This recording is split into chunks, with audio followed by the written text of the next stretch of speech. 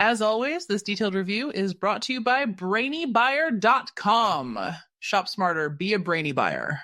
Hey, I'm looking at these portable grills, the Charbroil Grill2Go X200 and the Megamaster 820-0065C. Which one is better? All right, let's dive in. The Charbroil is currently listed at $147.97, while the Megamaster is a steal at $79.78. Right off the bat, that's a big difference. Yeah, price is definitely a factor. But what about the cooking space? Okay, the Megamaster wins there with 360 square inches, compared to the Charbroil's 200. That's a significant difference. You could probably grill for a bigger group with the Megamaster. Interesting. What about power? I want something that heats up quickly. The Megamaster edges out the Charbroil slightly, boasting 11,000 BTUs versus 9,500. So potentially a bit hotter, a bit faster. Okay, so bigger and slightly more powerful. But what about portability itself?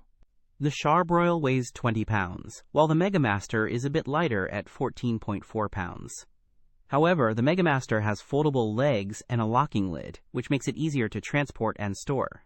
The Charbroil has carry handles, but no foldable legs. Good point about the legs.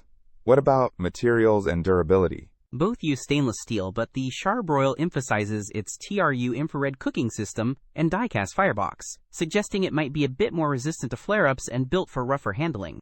Right, I saw that TRU-Infrared thing. Does it really make a difference?